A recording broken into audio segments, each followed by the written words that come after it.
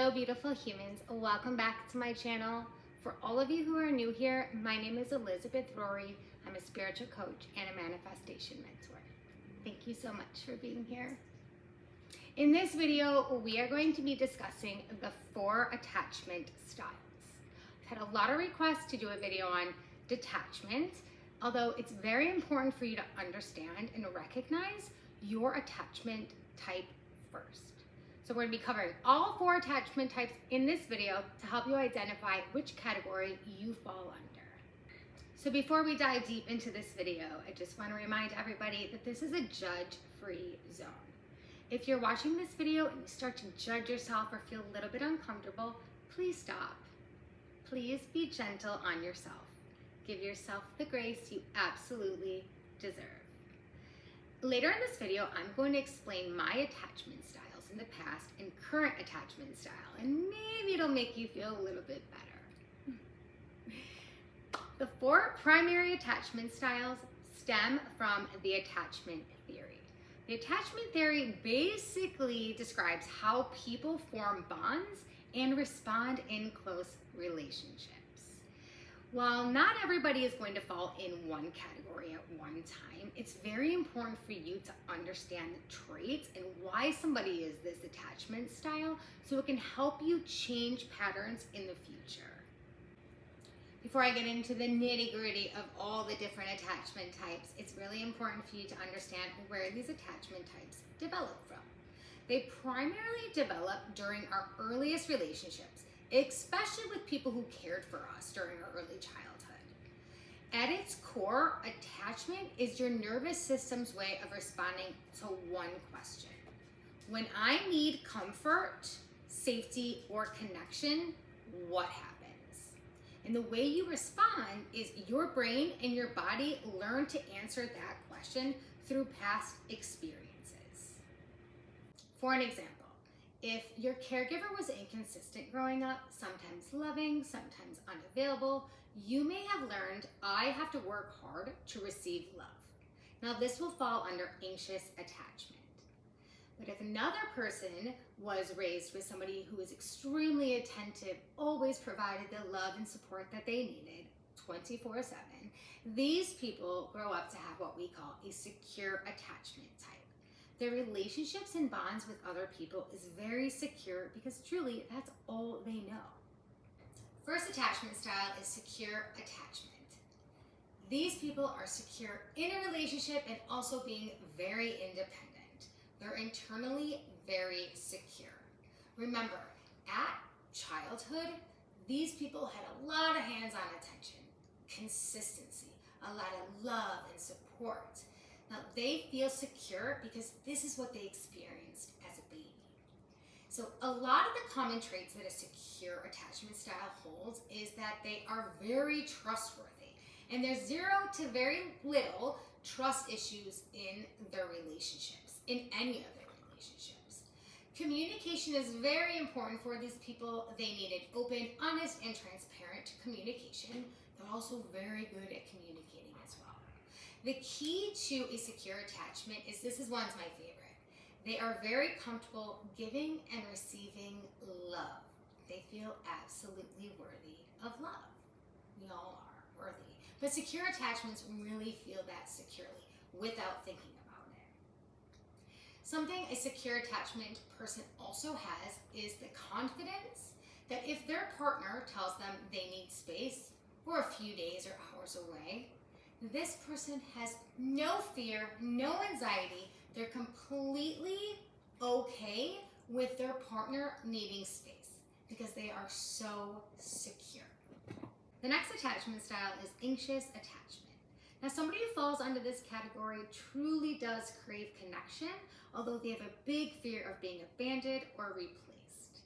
Remember, these are the people who grew up with very inconsistent caregivers, sometimes loving and sometimes unavailable, which left this child feeling, will I ever get my needs met? Some common traits for somebody who is an anxious attachment is that they have a big fear of abandonment or being replaced. They have to be consistently reassured. Do you still love me?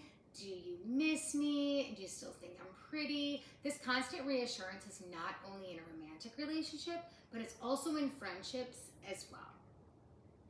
They may also overanalyze a lot of things, like a text message, how long it took to come, a conversation. They tend to repeat conversations they've had in their head over and over again. And unfortunately, they allow anxiety to take them on a downward spiral and lose most of their control. They sadly are often people pleasers. Because of the fear of being left, they want to keep those people happy and keep them close. Now, this again is your anxious attachment style. The third attachment style is avoidant attachment.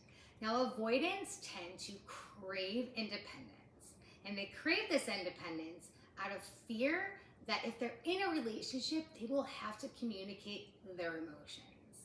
So these people were raised by emotionally unavailable caregivers, meaning emotions were never spoke about in the home.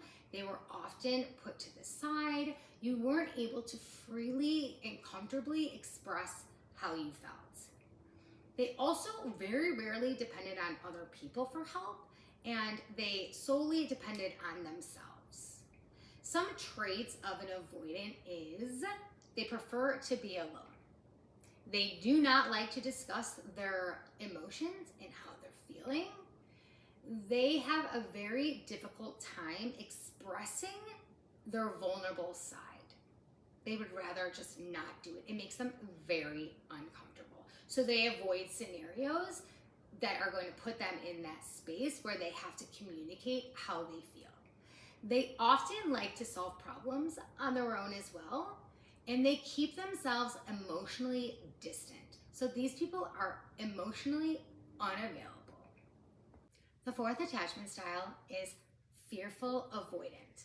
Now, people who fall under this category they crave the intimacy and relationship with others, but they fear it so much. They have this huge fear of being hurt. So these people who fall into this category were also raised by inconsistent caregivers, meaning they received a lot of love, but these caregivers were going through their own trauma, such as maybe a mental health or an addiction. So common traits for somebody who falls under a fearful avoidant is they want to be close in their relationship, but they have major fear of being hurt, which often results in self-sabotage. They ruin something before that thing could eventually hurt them. They have an interesting way of being in a relationship. They love being in a relationship, but it also could be very scary and unpredictable for them, which is why it creates this push and pull dynamic. It's consistently like, I want it, but I'm afraid of it. It's this push and pull internal battle that they're consistently having with themselves. They also have a really hard time trusting people. Obviously, for the fear of being hurt. They also may seem a little bit avoiding, a little bit distant. They keep themselves a little distant to protect themselves. So they have this ongoing battle with themselves. I want love, but I'm afraid of being hurt. Is it worth getting hurt? No, I'm gonna pull back and sabotage. So it's always an inconsistent push and pull dynamic with those who are fearful avoidance. Now that we've covered all 4 attachment styles and you're aware of my attachment style, if you feel called, feel free to leave yours in the comments. Thank you all so much for being here. I truly appreciate you all so much. It's like my little family here, and it's so rewarding for me. So thank you so much. Tomorrow's video will be on the power of detachment. Now that you know your attachment style, tomorrow's video will be very beneficial. Thanks again. All the love.